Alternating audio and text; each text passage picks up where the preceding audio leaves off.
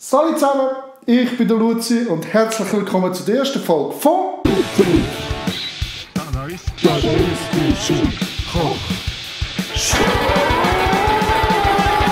Ja, eine Kochsendung. Wieso? Ihr habt es wollen. Keine Angst, Luzis unnötige Lifehacks und auch irgendeiner. Ihr fragt euch sicher, was hat das mit Dadaismus zu tun? Ganz einfach. Kein Rezept. Keine Mengenangabe. Kochen. Was kochen wir heute? Irgendetwas mit Reis und diesen Zutaten. Wirklich ein bisschen zusammengewürfelt, aber liegt daran, dass ich Too Good To Go holen. Das heisst, ich habe ein bisschen Gemüseführung, ein bisschen Fleisch und random Stuff, das ich einfach verarbeiten kann. Weil Food Waste ist scheiße. Richtig scheiße. Richtig scheiße. Bitte lasst ein Like da, weil ich habe extra meine komplette Küche geputzt und aufgeräumt. Sellout! Ich?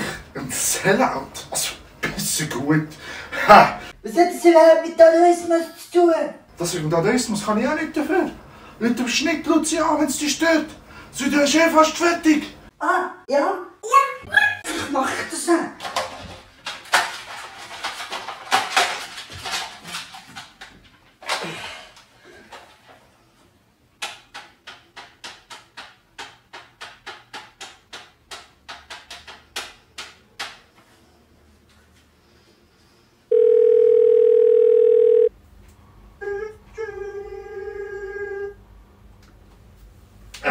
Endlich fertig. Wo ist das Telefon?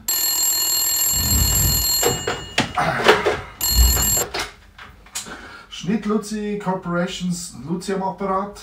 Was soll der Scheiß? Was ist das für ein gottverdammter Scheissdreck? Ohne Scheiß, schreibst du Dadaismus im Dingens drin und nicht mal einmal Dadaismus. Was soll das? Ja, sorry, gell, ich bin da einfach nur ein unterbezahlter Moron. So, dumme Ausreden, du so Scheiß, schneidest du mit Dadaismus drin oder ohne Scheiß, ich könnte dich durchzahlen.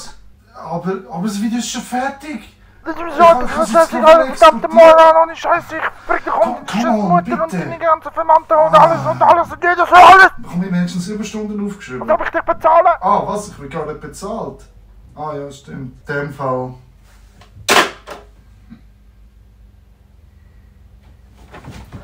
Der folgende Videoausschnitt wird euch von Dadaismus präsentiert.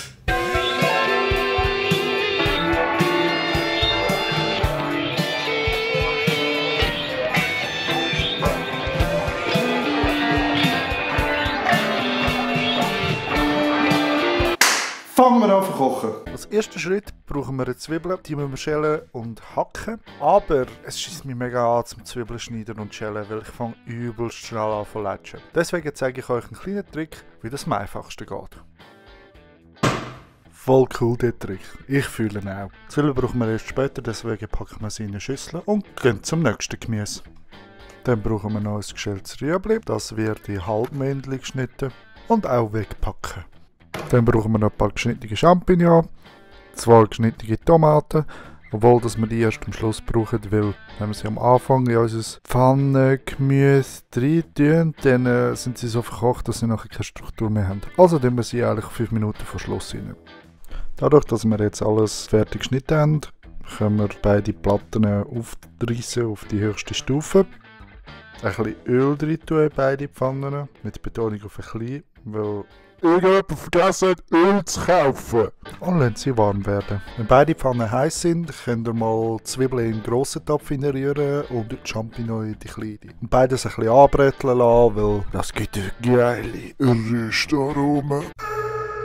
Wenn die Zwiebeln ein bisschen Farbe angenommen haben, könnt ihr das Fleisch reinrühren.